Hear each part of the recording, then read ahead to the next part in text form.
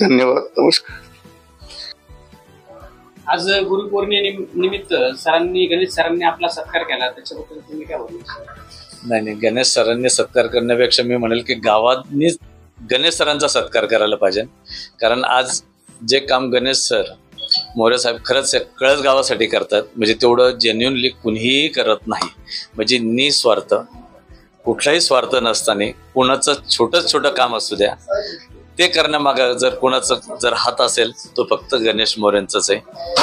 मी जरी बघत नसलो तर मग व्हॉट्सअपवर डेलीचे कामं बघतो त्यांचे, लोकांकडनं पेशंटकडनं ऐकायला मिळत आहे. पण त्यांचं जे खरंच कार्य चालू आहे याला म्हणतात समाजकार्य. निस्वार्थी समाजकार्य जर कोण करत असेल आज पुण्यामध्ये तर ते गणेश मोरे. तुम्ही आता बोलले की गणेश मोरे सर फिट राहिले पाहिजे नेहमीप्रमाणे. एक्झॅक्टली. नाही, त्यांचं फिट राहणं आमच्या दृष्टिकोनाने आणि कळसगावाच्या दृष्टिकोनाने फार गरजेचं आहे. कारण जर उद्या कळसगावाचे जर कुठल्या प्रॉब्लेम्स असतील, छोट्या गोष्टींची जर काही प्रॉब्लेम्स असतील ते सॉल्व्ह करायचं, जर कुणाकडे जायचं म्हटलं तर आज लोक कुणाकडे जात नाही, पहिला फोन गणेश मोरेंना जातो. हे फॅक्ट आहे. म्हणजे कुठल्या कॉर्पोरेशनच्या कर्मचाऱ्याला जात नाही, कॉर्पोरेशनच्या अधिकाऱ्याला जात नाही, कुठल्या नगरसेवकला जात नाही, पण पहिला फोन हा मोरे साहेबांना जातो. हे मला माहिती आहे. नक्कीच. तर हे होते आपल्या इथील सुप्रसिद्ध डॉक्टर भुजबळ साहेब. त्यांचा आशीर्वाद घ्यायला लोक येतात आणि भुजबळ साहेब गणेश साहेबांची तारीफ करत आहेत. सर आपण काय बोलणार? मी एकच सांगेन, मी 15 वर्ष ऍडमिट होतो दवाखान्यात.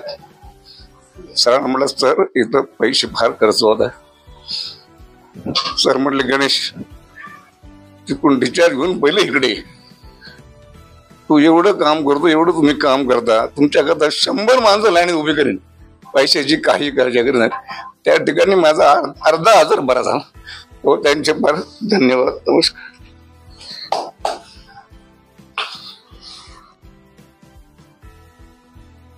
गुरु पूर्णिमा के अवसर पर सामाजिक कार्यकर्ता श्री गणेश मोरे द्वारा वकीलों, डॉक्टरों और शिक्षकों को सम्मान चिन्ह देकर सम्मानित किया गया।